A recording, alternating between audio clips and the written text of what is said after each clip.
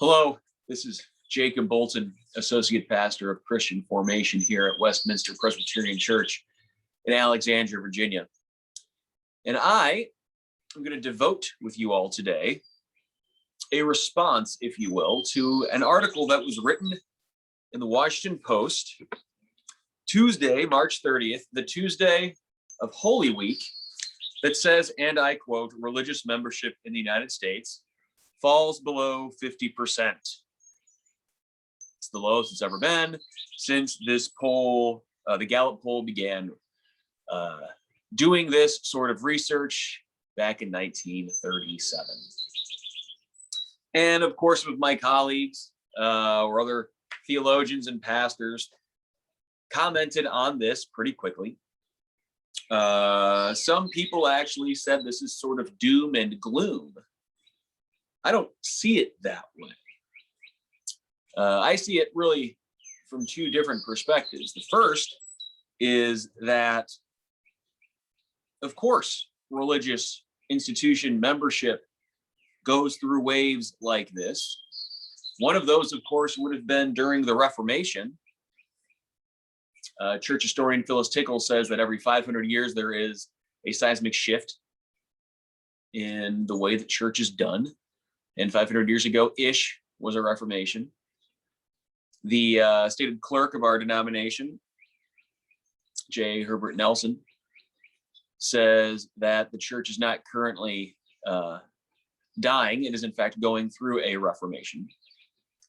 And to me, this seems like what would make a lot of sense when we live in a society where, for a handful of reasons, one is not allowed membership into a church.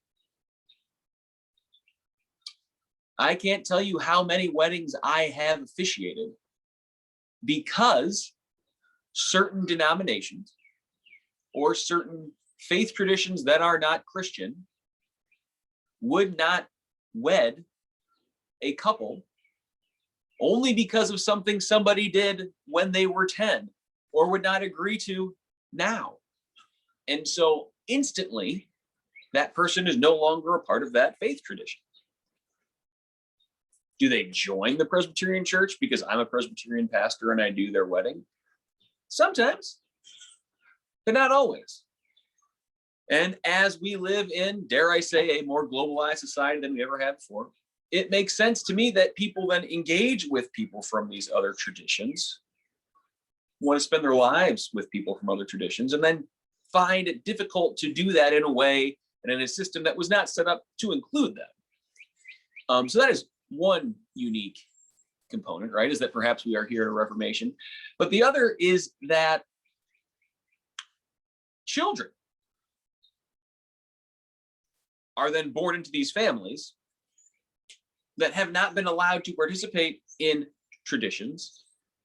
And then they're not sure exactly how best to find their own spiritual home because of the harm that had been done in previous generations. I find it interesting that that sort of, I don't want to say damage, but that sort of impact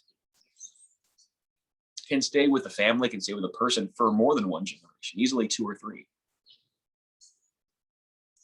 My grandfather came home from World War II and wanted to marry his high school sweetheart.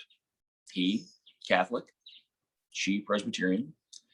That was not deemed okay by the Catholic Church. So he said, guess what? I'm going to get married anyway. And now 2 generations later, I am a Presbyterian pastor. I do not think I would have been a Catholic priest.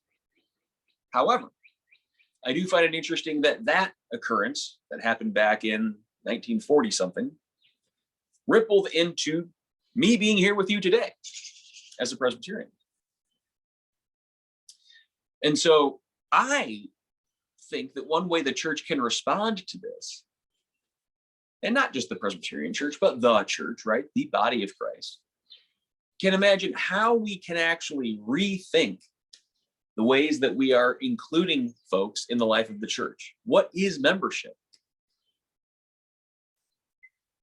What does membership look like to a family that maybe has a whole lot of questions about what Presbyterianism, Methodism is? How about the Episcopalian Church? What if one parent feels one thing, another parent feels another thing, and the child feels a third? How do we categorize them? Do we need to categorize them? And I think that's the unique question that so many individuals are facing. Is, do they even want to be categorized anyway? This, of course, leads me to one of the things that I've been spending a lot of my time with, luckily, the last handful of weeks and months, is our confirmation class. And I was speaking to some of my colleagues who are leading confirmation, and the question just came up, especially during COVID, during this pandemic, what is the one thing that you want your confirmation students to get out of a virtual experience? And it was so fascinating because some folks said they wanted their students to know that the congregation, that the church membership was welcoming them in. It's one side. And some of my other colleagues were saying how important it was for the confirmation students to make the decision to actually join the institution. And so it was fun for me to hear that dichotomy. We are embracing you and bringing you in. We are making our choice to join you. Obviously, it's a both and. And what's interesting is I want to know, I would love to have the conversation. I would love for all of us to discern today regarding membership, regarding confirmation, regarding participation, engagement, not just Presbyterian, not just Westminster, but what the body of Christ looks like when we make both and statements instead of yes, no statements.